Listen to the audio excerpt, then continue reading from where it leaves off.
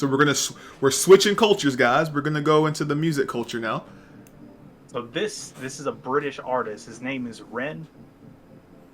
His backstory is wild.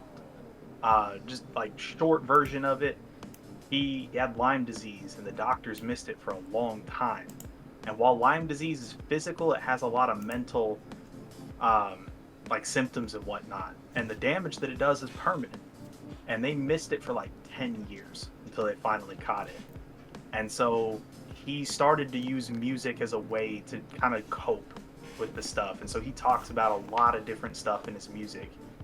And it's wild. It's not exactly like any particular genre specifically. He does a little bit of like rock, a little bit of hip hop, like kind of flows between them, just depending on his mood.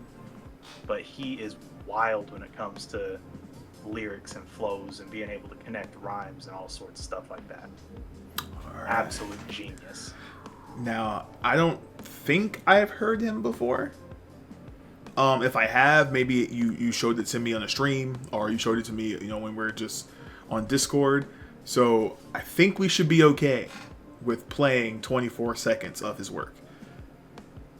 You'll know if you're watching the video version and we just hypercut to the other part, you know what happened. But let's check him out. Sinners don't sleep in this broken town, trading their souls for some golden brown. Feel the release, come back down. But when I'm coming up, killers on the city streets bagging it up. Crooks and addicts with habits get rushed. We living in vain just to end it all. And I spend it all on the fentanyl. I think we'll be alright. Trump intends. No one cares about that. I think we're on, Trump, you can leave us alone for a video. like, no one wants to hear about that right now. We're not getting into that. We're going back to the fentanyl. I know somebody in the comments is gonna be like, "So what you talking about, Chaos? Leave me alone. Leave me alone."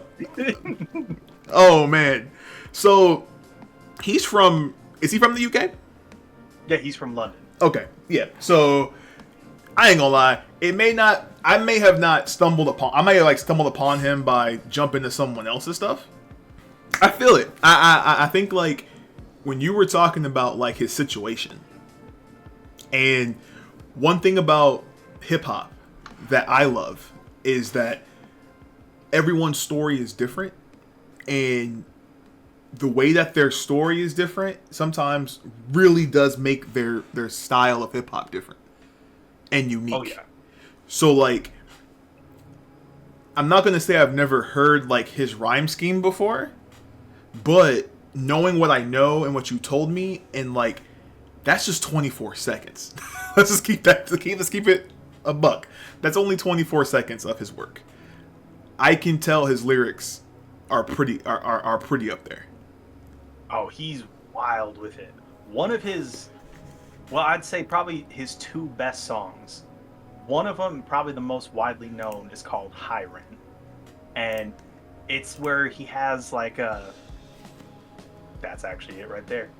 He has like a back and forth between like him and his internal, not necessarily demons, but like the internal voices that are constantly like eating at him from the background. And so you get to hear kind of like that back and forth, like you hear different like mental breaks and stuff like that in the song, and it's all done in a single take recording. So like he's playing the music, doing the vocals, everything, single take recording. Like he doesn't pause at all. The talent is amazing. Another one that he does is I can't remember the name of it, but there's like a skit that he does where it's between these three people in London, and it talks about like a robbery, a murder, like, and a bunch of different stuff, and it talks about how all three of these stories were connected at the end of the day in the same neighborhood in London. And it talks about like how they all three ended up having just like terrible outcomes in the story. His lyrics are wild. 10 out of 10 would recommend. Check him out. I'm gonna have to take some time, because my thing is, man, it's like music. I listen to every genre. I try to, but hip hop. I'll say like hip hop, rock. Of course, you know, like your blues, jazz. Like it's like when I hear new people, and this may be something that people can pick up on, especially in the streaming world. I like that Spotify has like the function that you can build a radio station off of the artist that you're listening to. Yes. That's how I kind of pick the brain of a lot of these new artists and find people that I've never heard of before. So like tomorrow, definitely gonna be putting him on, make that radio station, and I'm just gonna go listen to a couple of his stuff in his discography and then pursue it from there.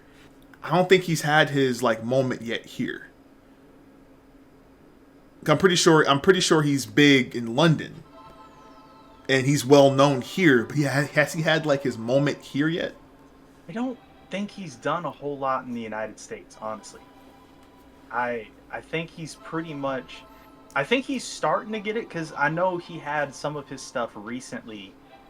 Channels like No Life Shack, and stuff like that, like different reaction channels have started to react to his stuff. But that's only been really in like the last 4 or 5 months. Okay, so he's getting there. So like, good chance maybe by like next summer, we may see something, a collab or something with him over here in the States, possibly. It's possible. Honestly, I don't know if he's collabed with anybody in his career yet. T-Pain. Honestly, though. T-Pain. Come on, man. Come on, man. You got with Pete and Bass is one more artist in the UK, one trip to London, you can get it done all at the same time. If y'all watched the last episode, y'all know what we talking about. You already know.